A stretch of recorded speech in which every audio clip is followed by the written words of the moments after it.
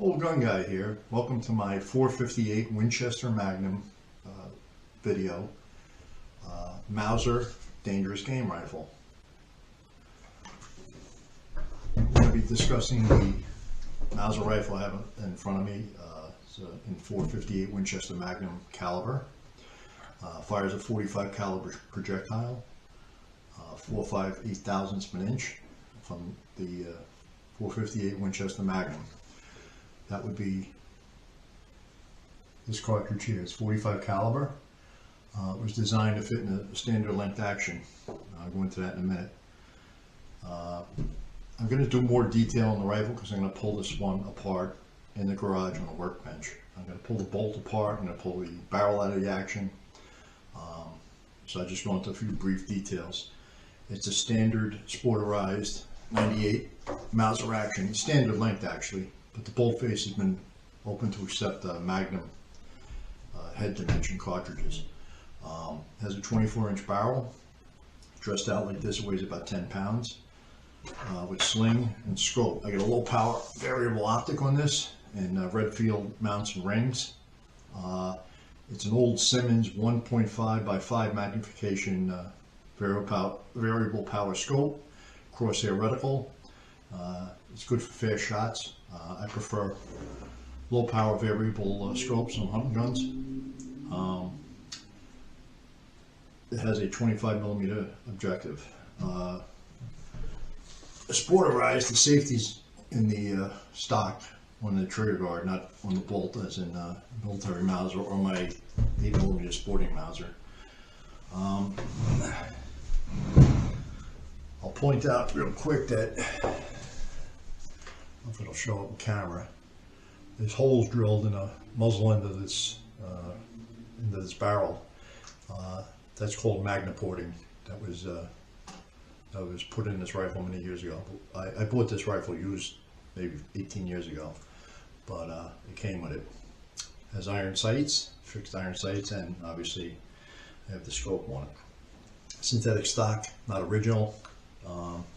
That show up on camera, but that's the business end, 45 caliber. This part of the intro, I'm just going to discuss the cartridge mostly. I'll discuss the rifle in more detail when I go into the garage on a workbench.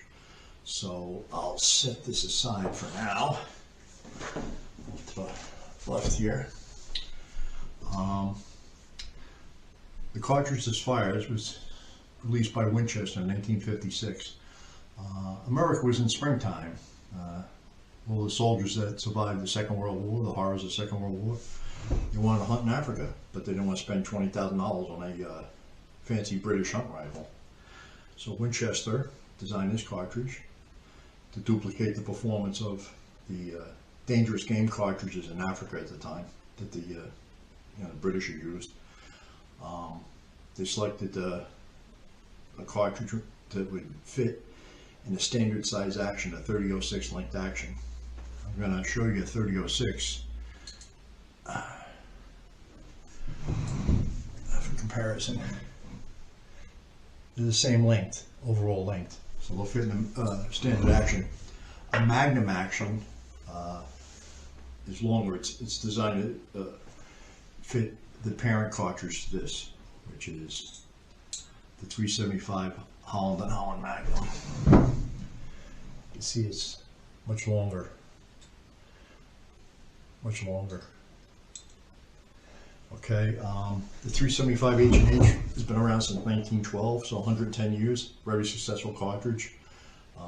In 1925, they released a 30 caliber version.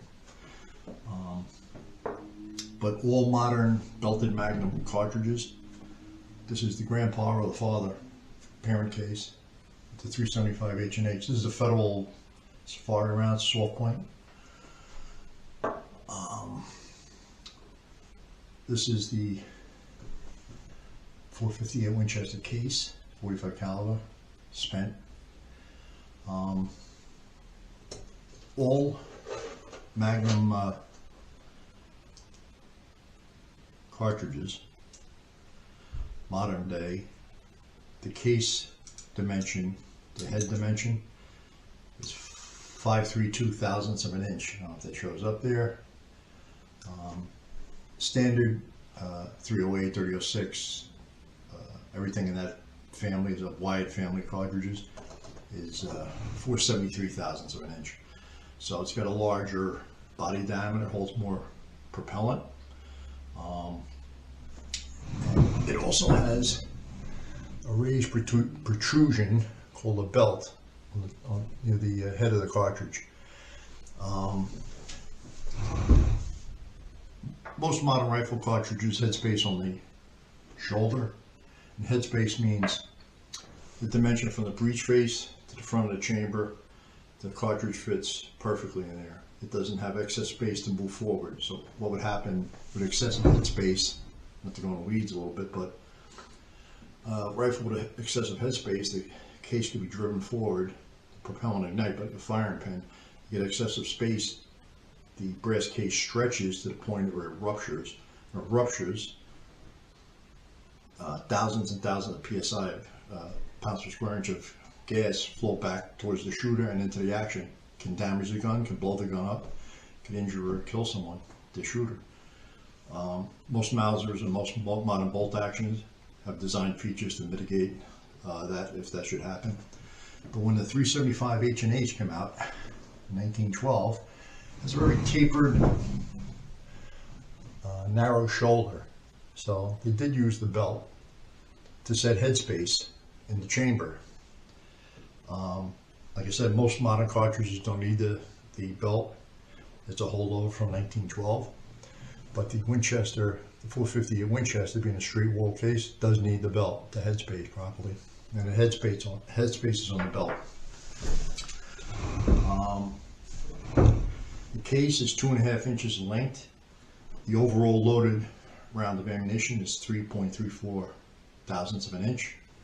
Fires a 4.58 thousandths of an inch projectile, 45 caliber.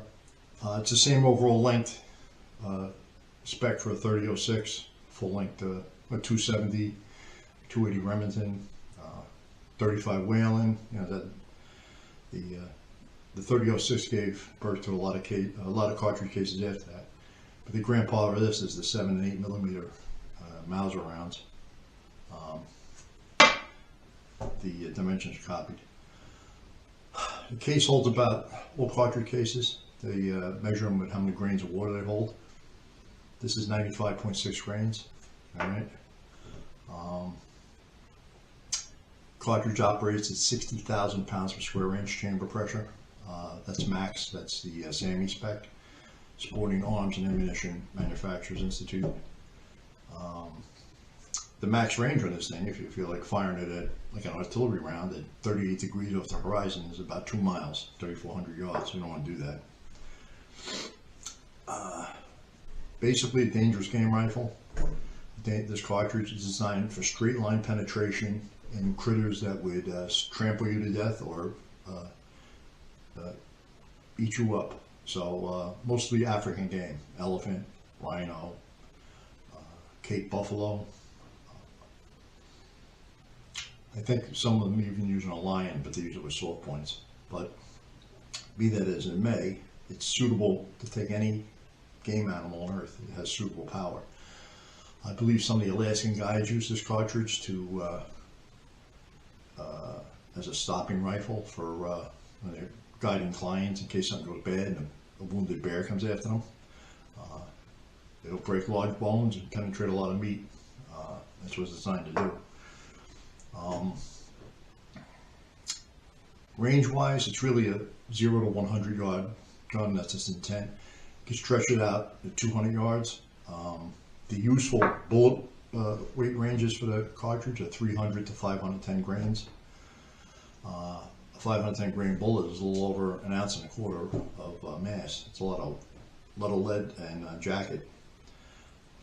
Saw points are designed to expand. Full metal jacket solids, like this round here, has a very heavy jacket, maybe 1/8 of an inch thick. Lead core, but it's this is one of my hand loads. I hand load this cartridge. is it suitable for hunting? You can hunt anything with it, but it weighs about 10 pounds dressed out like that, 9.5, 10 pounds. Kind of heavy to carry all day. If you're a hand loader, you can download this cartridge to the levels of a mild 45-70, and then it is suitable for deer or elk, or you get it loaded up for elk or moose or whatever game animal you're going after, or the African Plains games. The trajectory on this, if you have a 100-yard zero, it's really going to fly pretty flat to the 100 yards. It's only going to be a half-inch high anywhere in its flight to the 100-yard mark. At 150 yards, it's about 4 inches low. At 200 yards, it's a foot low. At 300 yards, it's 3.5 feet low, 42 inches. So it's got a rainbow-like trajectory. It's not designed to take game at long range. It's designed to take dangerous critters. Really 0 to 50 yards, you're in the brush, they charge you, and you put a solid right through the computer if you can. That's what it was designed for. Designed as a hunting rifle and a dangerous game cartridge, and it excels at that. It's designed in 1956. Winchester kind of hit a home run. It's still in existence. Many people, many servicemen survived World War II, used to great effect hunting. Many people have these rifles in this caliber, just a fascination with powerful rifles. And that's how I acquired this. Every rifle has a story. This particular one, I got on a straight up swap with an old hunting rifle I didn't want in the used section of a gun store. It's been hanging on the wall for about a year, and I had a hunting rifle. I built off an old Mauser action, and I really didn't like it. It was too heavy. It just didn't fit me right. But the owner could not. The owner who took this in, I guess, on trade, he could not sell it. Nobody was interested in it, and me liking these esoteric type firearms, I says, yeah, I was intrigued. So I got in a dead even swap. So I hand loaded for it. I plinked around with it, tinkered around with it. It's interesting gun to shoot. It does have some recoil, but it's not unmanageable. When I go to after this part here, going to the garage, and we'll demonstrate taking a rifle apart, all the different parts, taking a Mauser bolt apart, and the bolts of like Remington 700 and Winchester Model 70, they all come apart similarly. In fact, you have a pre-64 Winchester Model 70. It's got a pretty close copy of this Mauser action that was developed in 1898 Mauser action. There are Magnum Mauser actions that will built to accommodate these full-length Magnum 375 H&H cartridges, Weatherby cartridges. They're all full-length Magnum cartridges. And that's it. We're going to demonstrate taking the firearm apart. Then I'm going to do some tests. I'll do the chronograph test. I got a terminal effects test. I got a 12.5-inch tree section log. I'm going to shoot that. For comparison, I'm going to shoot a full power 7.62 NATO round out of a 20-inch barrel bolt gun into the same tree as this 458, and I'll do a terminal effects. I have a AR 500 rifle plate, torso rifle plate. I'll shoot it with a 223 Remington out of a 24-inch barrel bolt gun to maximize the velocity of the 223. At about 15 or 20 yards, and then I'll shoot the 458 for comparison. I'll get the camera on that real close, put the camera on me, demonstrate recoil, and the final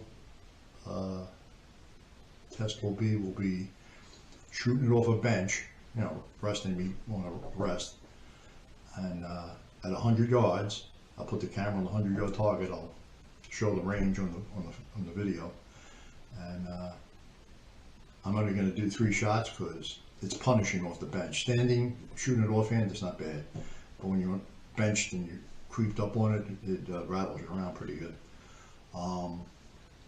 Plus, at anywhere from $5 to $7 a shot.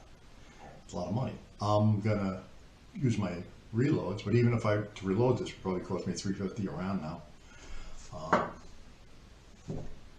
And my reload I'll use here, the 500 grain solids. I have them here in this handy little plastic box. This is the load I used, 77.5 grains of BLC2 powder, Federal Magnum primer. The case was trimmed to 2.495 thousandths of an inch.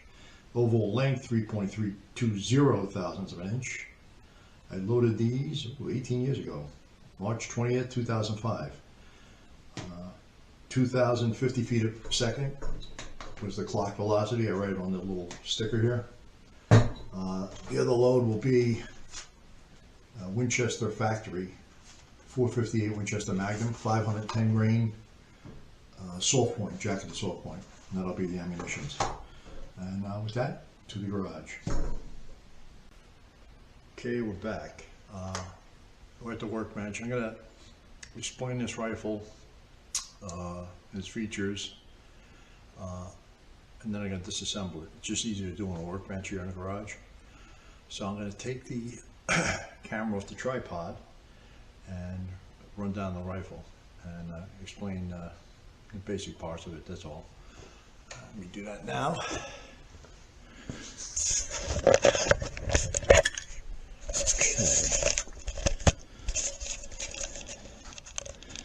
All right. It's a 45 caliber rifle. I don't know if you can get a look at the muzzle there.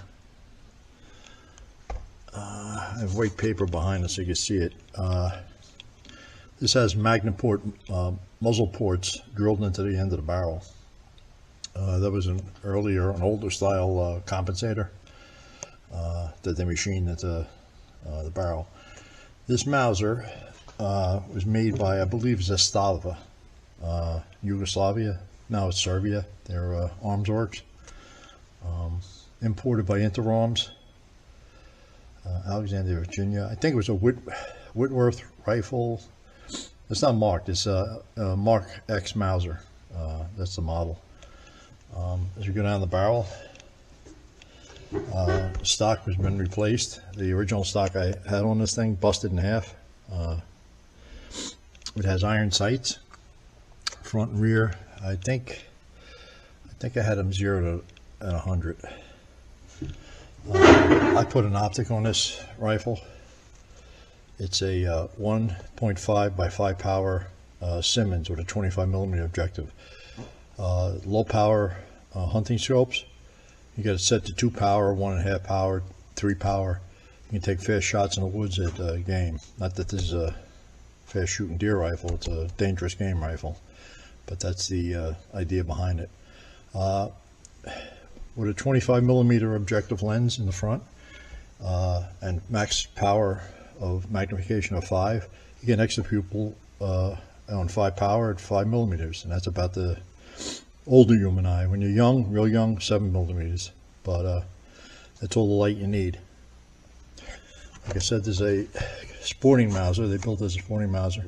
The safety is on the trigger and the stock, not on the cocking piece like the military Mauser or my 8mm sporting Mauser. It's got a polished chrome bolt, Mauser control round feed. This rifle as it sits weighs about 9.5 to 10 pounds. It's pretty hefty, and it has to be to take the recoil. I have some Redfield style ring mounts. These, I think they are Redfield mounts. It's a 1-inch tube, single trigger. There's the safety. I got obviously ammunition on the buttstock, and a little sleeve here, and just a sling, hunting type sling. I'm going to pull the bolt out of this gun, which is all you really need to clean and field strip it. I'm going to take the bolt apart, which I wouldn't do on my other Mauser, and I'm going to take the barrel action out of the stock just to show you how it comes apart. So if you should buy one of these used, it's a good idea to pull the action out of stock and look underneath the barrel so you're getting a rust starting there. Moisture gets under there and you ruin your gun. as long as you properly take care of firearms, they'll last centuries, and you store them properly. So let's go. I'm going to put this back on a tripod, and I'll demonstrate it by walking up to the camera so I can pull the bolt out, and then I'll zero in when I'm taking the bolt apart. I'll do that first because that's the hardest part. All right, back here.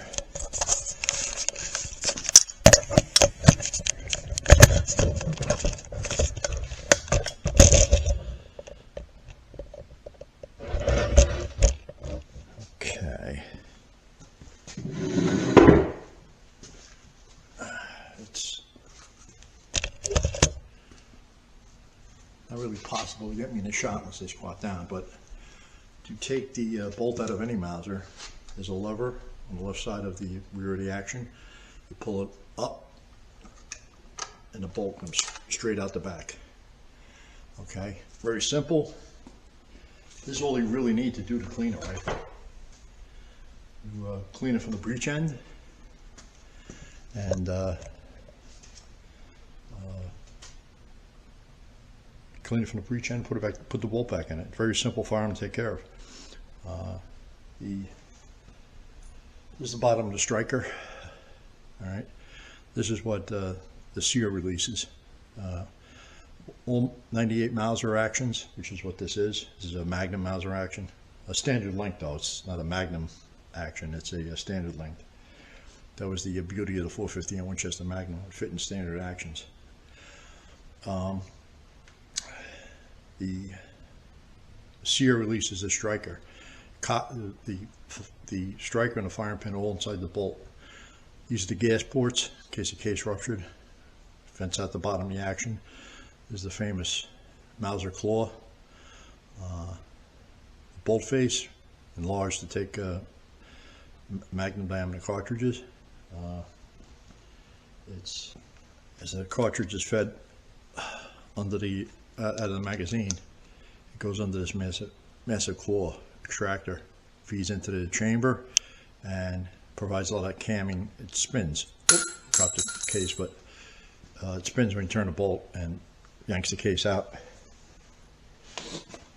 All right, we're gonna pull this bolt apart. You're gonna push this D10 in and screw the head of the cocking piece off the bolt body, and you'll see what the inside of this looks like. All Mausers have a third safety lug in case one of these failed in the front. These are the locking lugs. I'll move the extractor a little bit so you can see them. All right, they polish the bolt nice for a inexpensive rifle. And let's get to it. I'm going to put this in a vise, a padded vise, and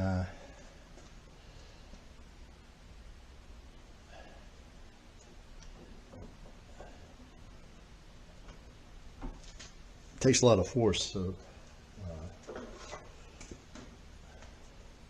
take these pump, put them back together. All right, I've unlocked it.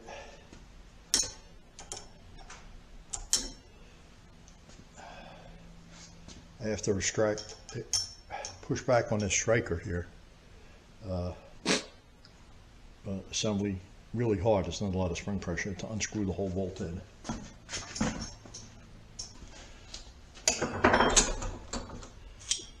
It's remove the striker and the whole firing pin assembly from the bolt body.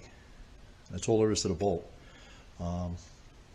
These firing pins are extremely durable. I've never seen one fail. You can see the threads on the top of the head of the bolt, the detent, the striker assembly. There's cam surfaces in here that when you turn the bolt, it cocks this and locks it, and the sear in the trigger assembly releases it. I'm going to put this back together, and it's nice and clean. I cleaned and oiled it. Basically goes in and starts screwing it back in, do the reverse.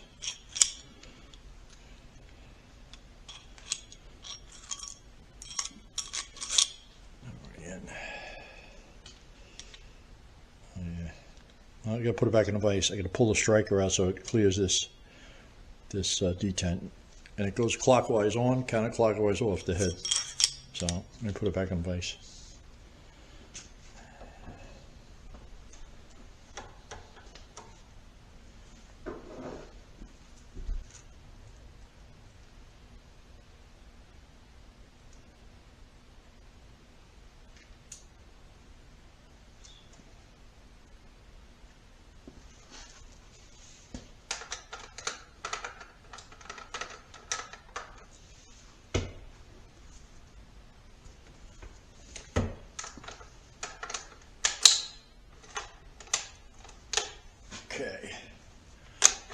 in.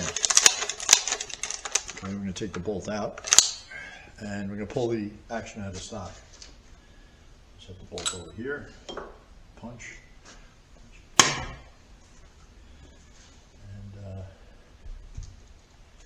just cut these cases out of the way. Okay. Get 2 action screws. I'm going to use a gunsmithing screwdriver. I'm going to remove both of them and pull the floor plate off the stock.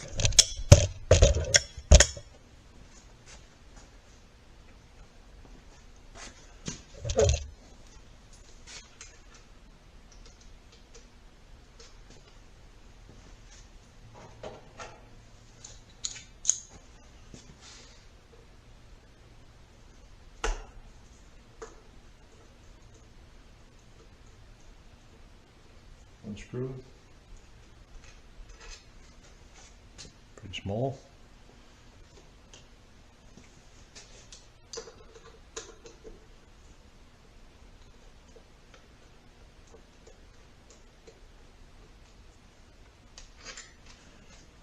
The rear screw is longer.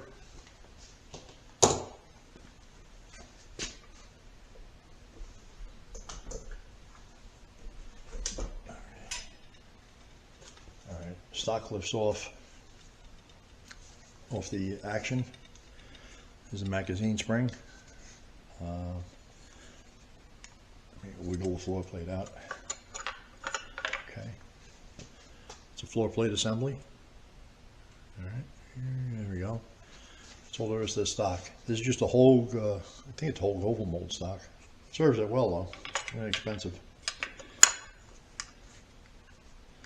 I'm just going to seat that back in there. Seat the floor plate. All right. And here we got the action and trigger assembly. Bottom of the action. The trigger assembly. These are adjustable. I'm not going to show you how to do that. But you can adjust the weight of the trigger on this sporting model. It has about a 4-pound trigger, maybe 5, very adequate for the intended purpose. You always want to check your action, make sure there's no rust or corrosion accumulating in the bottom of the gun. This is the front screw, the lug, the rear screw, action screw, and this is another bedding lug inside the stock to help with recoil. And that's all there is to this firearm. I'm going to put it back in the stock. The action back in the stock. Up here on the.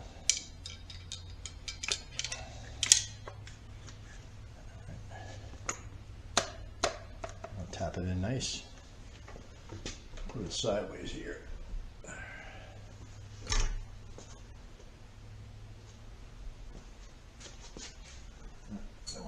Don't want to stay. I'm going to have to start the screw. The short screw goes in the front on this rifle.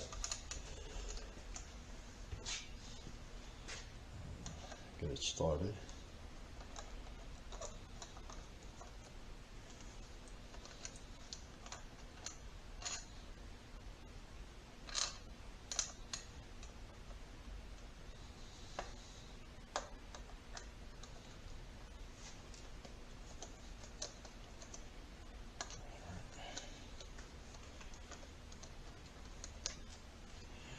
I just snugged it so it wouldn't come apart.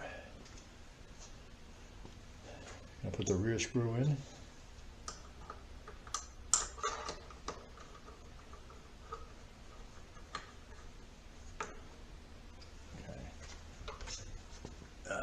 If this was a precision rifle, an aluminum bedding block, we'd have torque specs for the front screw, and you always tighten that one first and then the rear screw. But this is just your run-of-the-mill hunting rifle. All right, that's it. Put that back there. Put a nice Mauser bolt back in the rifle.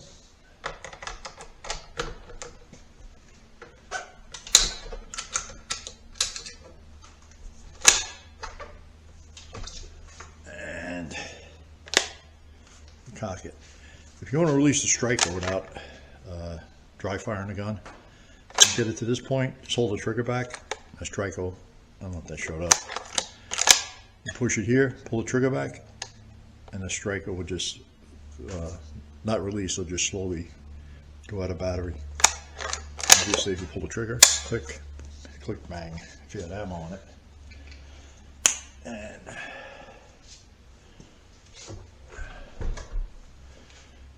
And that's about it for our... Okay, we're at the chronograph. We're going to test 2 shots from this .458 Winchester Magnum. Yugoslavian Mauser, Mark X. Interarms imported it. I'm going to fire, first shot we're going to fire is a Winchester factory load. It's a 510 grain soft point. And the second load will be one of my hand loads. It's a 500 grain solid projectile, full metal jacket. So I'm going to put this back on a tripod and set it up on the chronograph, and we'll take our shots. Okay, we're set up on the chronograph, and I'm going to go back about 8, maybe 10 yards. I don't want the muzzle blast to knock the chronograph over. And try the soft point first.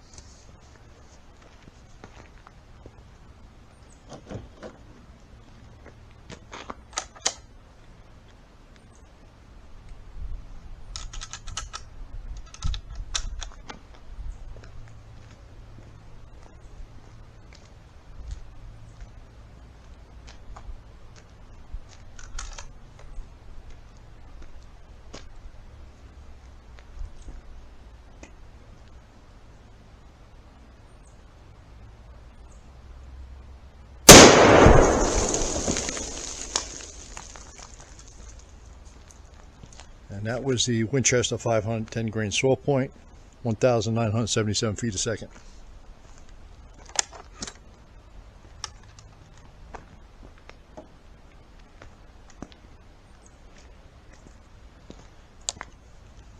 Now for the 500 grain solid.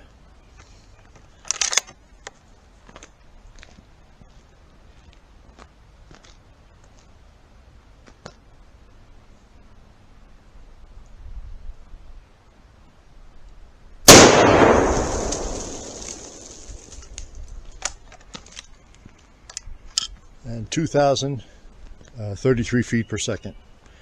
And that's our chronograph results. Back.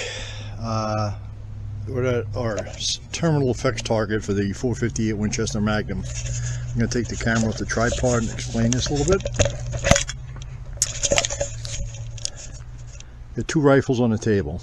As a comparison, I'm going to shoot a 7.62 NATO ball round out of this 308 caliber Savage Model 10 Scout rifle, 147 grain, 150 grain full metal jacket projectile, and then a 500 grain solid. I believe the bullet's Hornady, one of my hand loads, out of the .458. I'm going to shoot it into this section of tree that's soon to become firewood. It is 12 inches in diameter, a little over 12 and a half. You can see that, and I got a dipstick target set up right behind it, and we'll see what happens. I'm going to put this back on a tripod and we'll continue.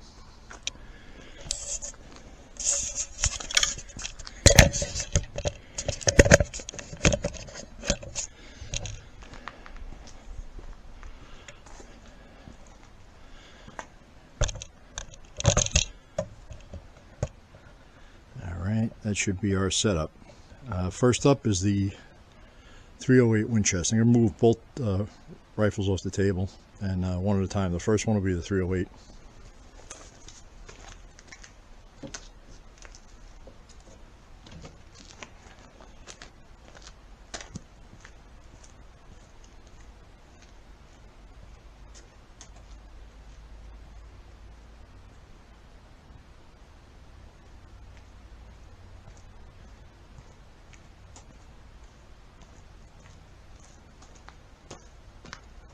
Back a little.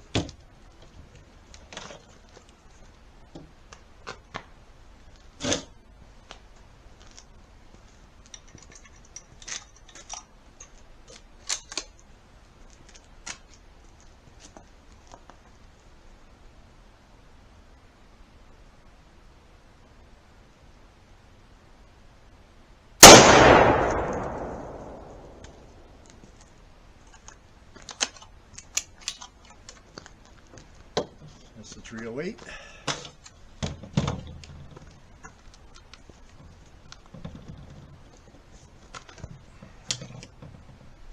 Nothing. Hit a little low about here, but nothing. It's in the woods somewhere. Now we'll try the 458.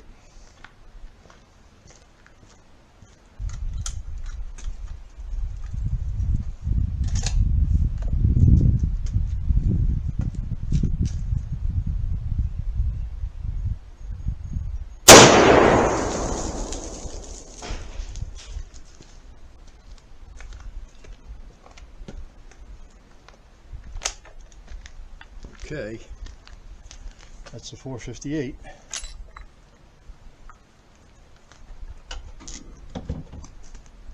.458 Magnum. I don't know if you can see this. I'm with the camera up. Straight through the log, straight through the target. Obviously some wood shrapnel on the target, but a clean hole, and I saw it impact the dirt mound behind this target. So the 458 Winchester Magnum does as designed. A lot of straight lined penetration in large, dangerous game animals. 308's a fairly powerful round, but stopped dead in the log. I'll put another round of the 308 ball into this target just for demonstration purposes. I'll shoot it like in the middle of the log or a little higher. But same result, it ain't going to go through. Neither is the 30-06, neither is an 8mm Mauser, neither is the 303 Enfield. With the 308 7.62.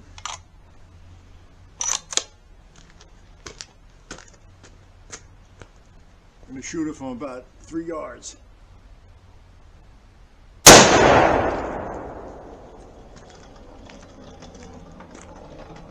Yep, there goes the casing. Shot it about here, no penetration.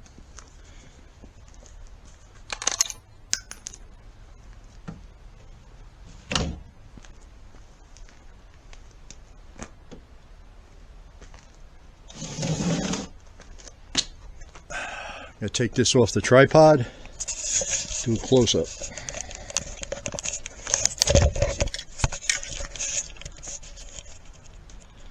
Alright, that's the exit for the 458.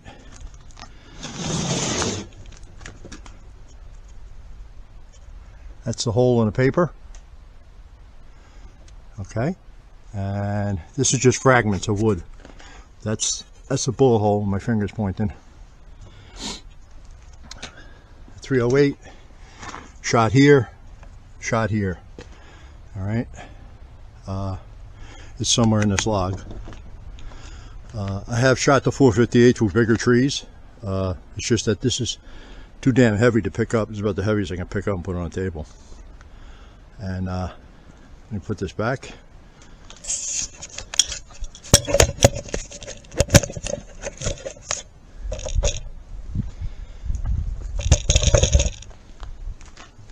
Rifle back.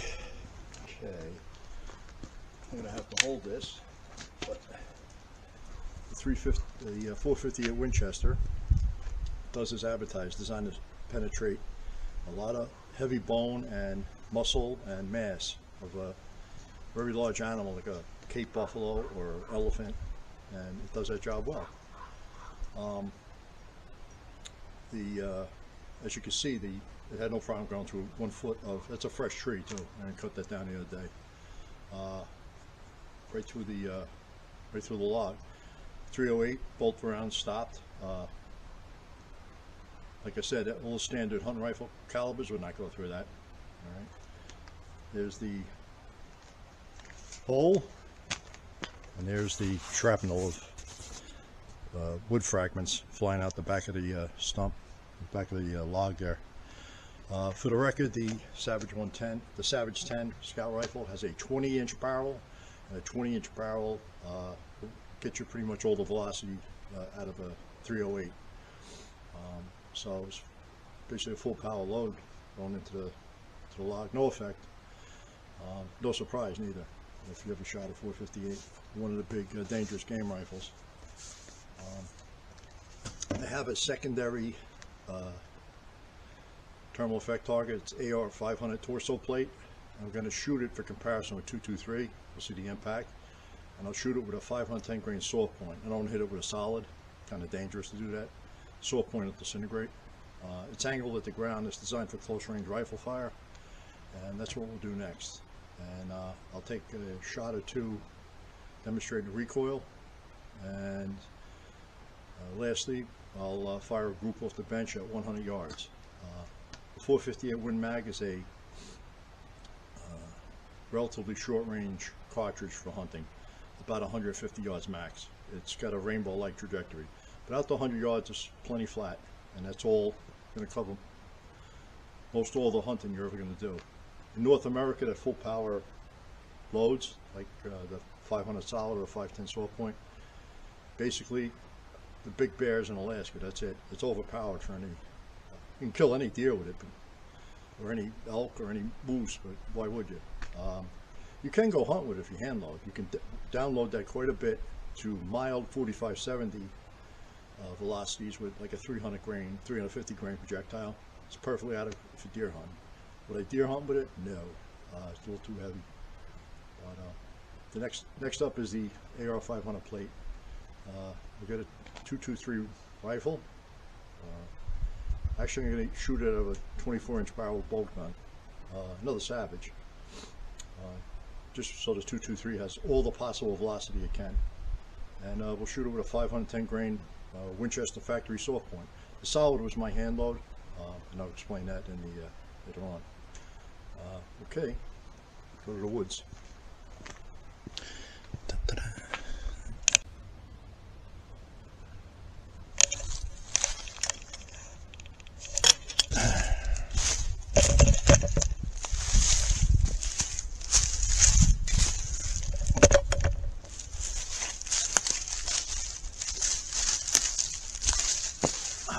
Okay, we're back.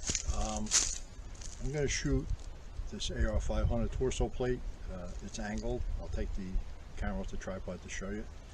First up with a 5.56 NATO 223 M193 55 grain projectile. Just for comparison, at the plate first, and then 458 Winchester Magnum.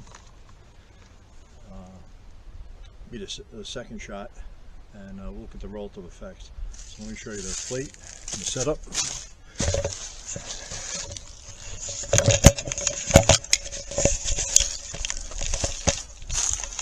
Alright, basically it's an AR 500 plate. I've shot this countless times with rifles.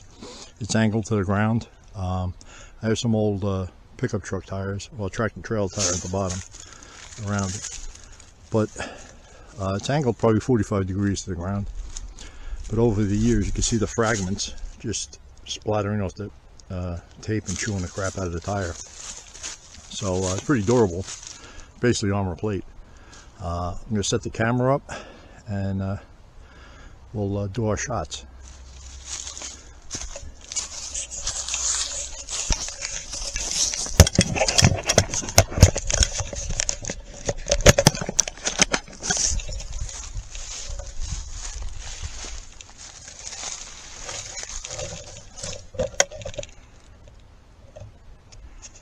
Zoom in a little bit,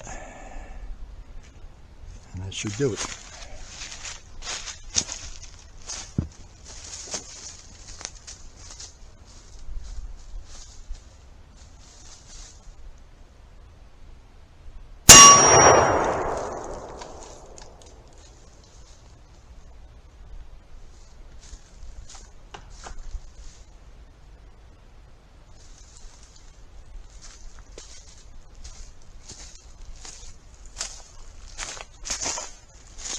Alright, that was the 223. Next up, the big boy here. 510 grain soft point. I'm going back about 20 yards with both of them.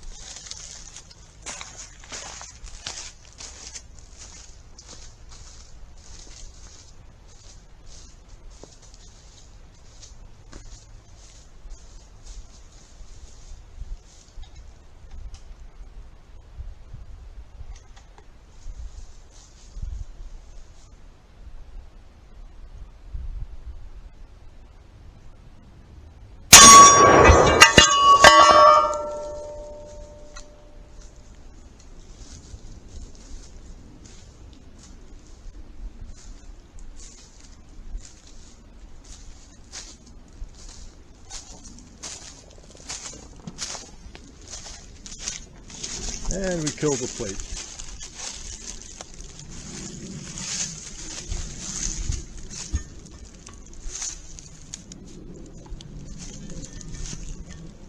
I don't know if it'll show up. 223, 458. Didn't do nothing to the plate really. A little mark from the 223.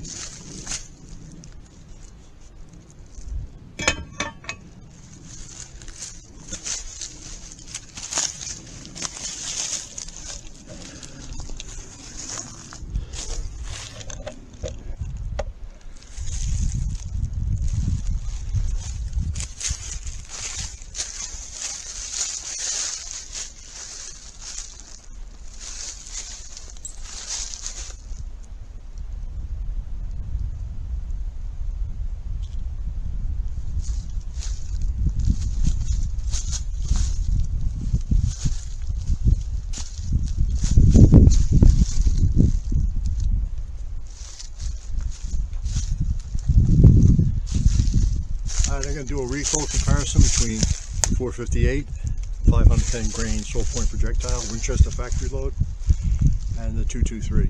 Since I have the 458 on my shoulder, we'll do that first. I'm going to shoot it. There's an AR 500 plate down there.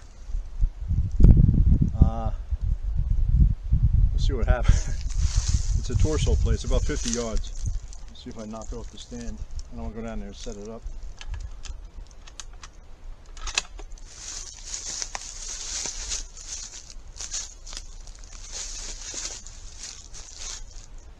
I think that's in the frame.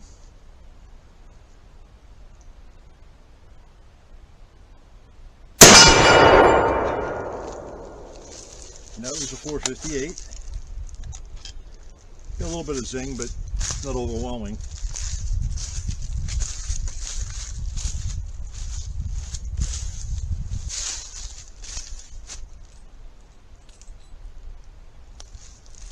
And a 223.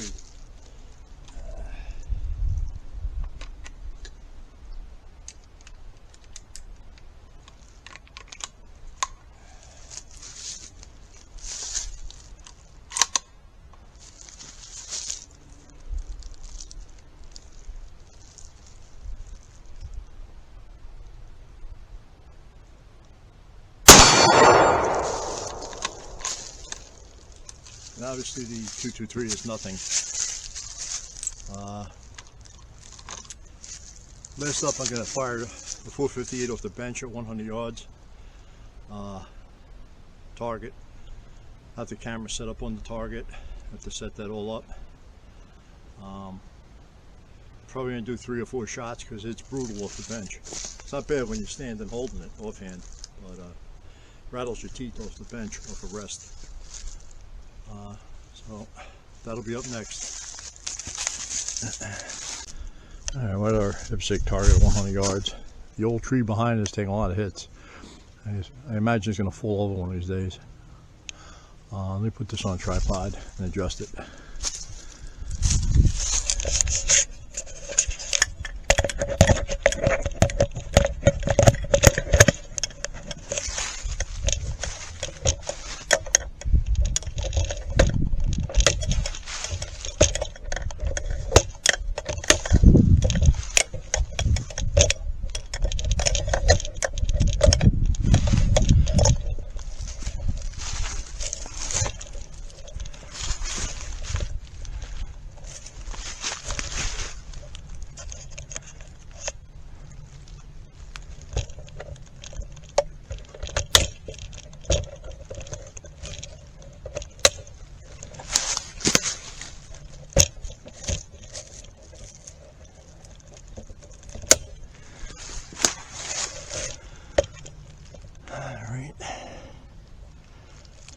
Zoom in a little bit,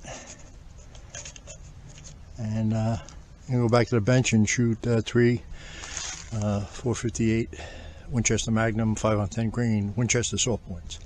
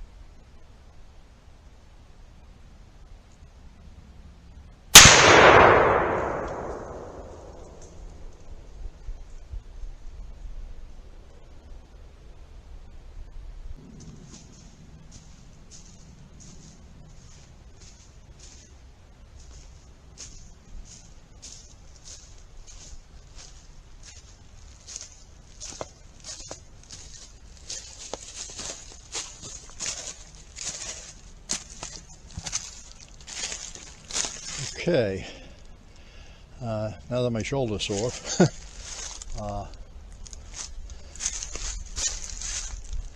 go back inside for the summary.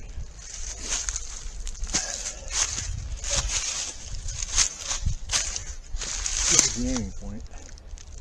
Obviously the scope's off. This one I pulled. I knew when I pulled it, but an elephant gun, pretty decent two-shot placement.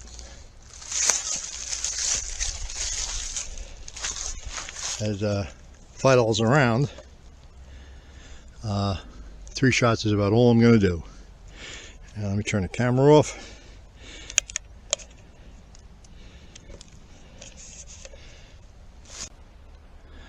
Okay, we're back at our bench here. I'll try and capture the range. I'm going to sit down. Basically, we'll fire 100 yards to the target with this .458 Winchester Magnum Mauser. And I think I can see through the viewfinder if I sit down.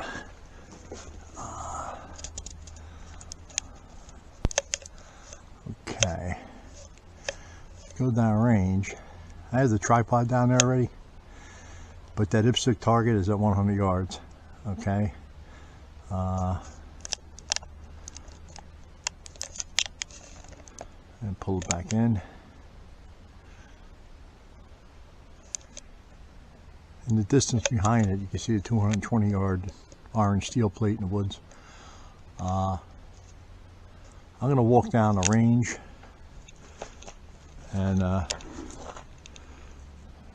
set this up on the tripod. Here we go.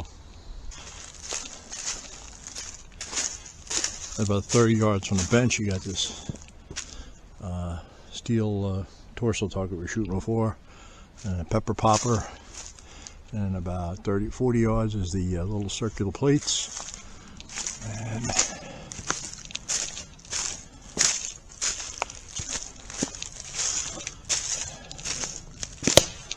walk down.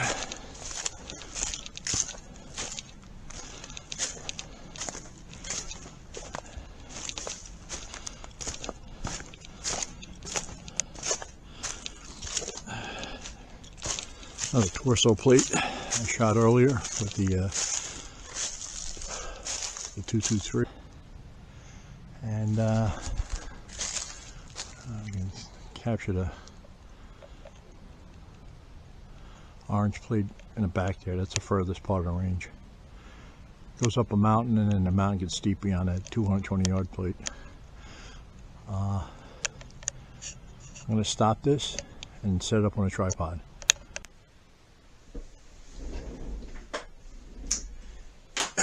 And we're back for our summary of the .458 Winchester Magnum cartridge and the Mauser Dangerous Game rifle.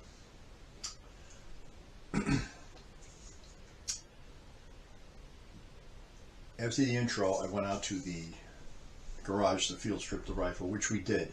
I had to edit out some of the footage taking the bolt apart, because I didn't realize the camera wasn't positioned right, and I should have pulled the car out of the garage to give more space. So I had my back turned. It was actually covering what I was doing. But I left a little bit in. But basically, this is the bottom of the firing pin of the striker. It's under extreme spring pressure. This is the bolt head. Comes out of the bolt body. This is the bolt body with the lugs locked on it. Basically, you're going to put a tool. I had a punch. I put the bolt head in the vise, lugs up, padded vise. You have to use a lot of force to force this out and turn it counterclockwise. You'll get half a turn, and it'll stop and hook up again. You have to take the bolt out and reverse it, and do the same thing. Push it with the tool. Reverse it, push it with the tool. After about 3 revolutions, it'll unscrew off, and the striker and the spring assembly will come out, and you can clean a bolt. What I meant to get across is, if you buy a used rifle, Mauser Remington 700, and it's a good idea to take the bolt apart. Make sure there's no built up gunk, grease, oil packed in here. It could impede the striker. if you start getting misfires and it's have a bolt action rifle, that's probably what it is. The firing pins I've never seen break really. And that's about it with the bolt, with the field strip. We went to the Chronograph and I shot a 510 grain Winchester factory load, jacketed soft point. It left that rifle at 1,977 feet a second, and that translates to 4,425 energy foot-pounds. My hand load, 18-year-old hand loads, look on the box, 2005, 2,033 feet per second with a 500 grain full metal jacket Hornady, what's called a solid, but it's got a lead core, but it's a very heavy jacket. The energy on that would translate to 4,588 feet per second. Those are paper numbers, but they're interesting for comparison. The video did before this was a tiny 22 pocket pistol, and the energy that was producing was 53 foot-pounds. So you're talking almost 100 times the amount of kinetic energy in this round. We went to the log, a 12.5 inch diameter log as a terminal effect target, and shot it with a 308 7.62 NATO round for a control or comparison out of a 20-inch barreled Savage Model 10 Scout rifle, which 20-inch barrel yield full performance of a cartridge. I shot nothing. The 308 full metal jacket round was stuck in the wood. The 458 500 grain full metal jacket went right through the wood log, and I had the IPSC target right behind the log. It went clean through the target and put fragments of wood into the cardboard, but you can see the clean bullet hole, and the bullet impacted the backstop, the dirt hill behind it, and shot dirt and rocks and little pebbles up in the air and stuff. You can hear them tinkling down on the video. It shows basically what this cartridge is designed for, which is, all firearms a tool. This tool is a dangerous game rifle for large, dangerous animals, mostly in Africa, that would trample you flat like a pancake, or eat you for lunch, have you for lunch. That's basic design of any dangerous game rifle. It's 45 caliber bore, shooting 1.25 ounces of lead at 2,000 feet a second. It's a lot of energy and a lot of penetration. I have no doubt that FMJ would shoot lengthwise through a moose chest out the ass, and the same thing with an elk. I have no doubt it would do that. Like I said, elephants weigh, I don't know, 10 tons. That's what the cartridge is designed for. If you're a hand loader, it's quite versatile. You can load it down and hunt any animals you want in North America. You can load it to like a mild 45-70 load. 45-70 shoots the same caliber bullets, 4, 5, 8 thousandths of an inch. But 20 years ago, I had a neighbor who actually, that was his hunt rifle, 458 Winchester Magnum, but he was a hand loader. He just enjoyed having an unusual rifle. He hunted deer, he took many deer with it. But it was basically downloaded with 350 grain projectile, low velocity, very pleasant to shoot. And he wasn't hunting in a terrain I was hunting in, very steep ravines and very rough. His was more gentle rolling hill stuff. So yes, if I had deer loads for this, could I go sit in a blind? Yeah, I would. But my deer rifle weighs a little over 6 pounds, and that's because of the terrain I hunt in. But that was a good demonstration of the actual power. 2 shots of 308, no effect on the log, and it was a fresh log too. It was only trees I cut down a few days ago. Next, we went to the steel, an AR-500 torso target steel plate. Demonstrated the relative energy imparted to it's about a 30 or 35 pound piece of steel. 223 Remington, 55 grain FMJ M193 load, standard military ball round out of a 24-inch bolt action rifle. It's one of them Savage Axis packages. It's a very accurate gun.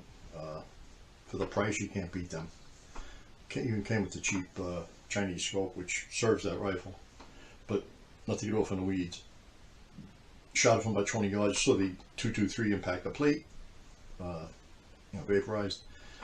The 458 with a soft point, not a solid,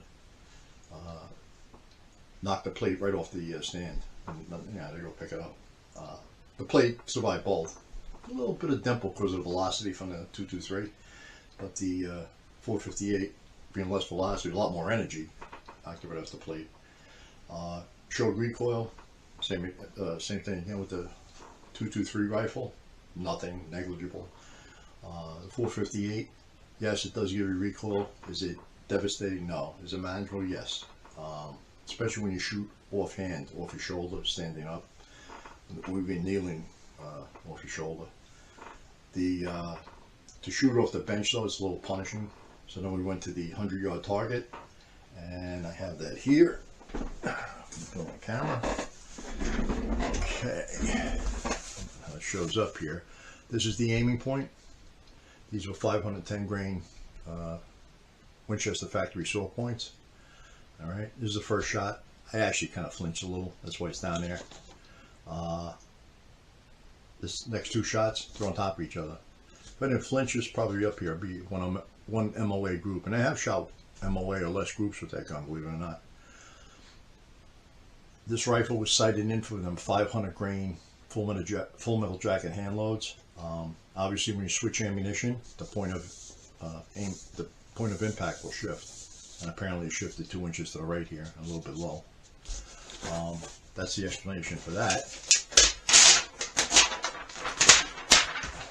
Pull this off, and this is the same dipstick target for the log. All right, so this is the shrapnel. These are the 3 shots from the paper. This was the one through the log. One through the log. My first paper shot at 100 yards, and it's number 2 and 3 at 100 yards, and that's all captured nicely on the video.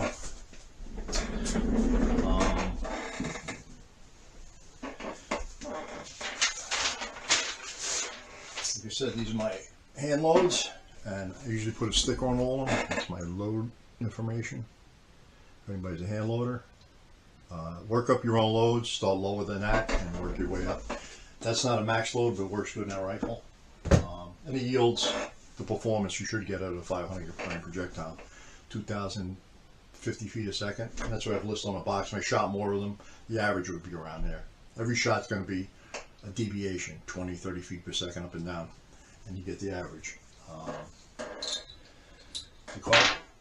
The cartridges again.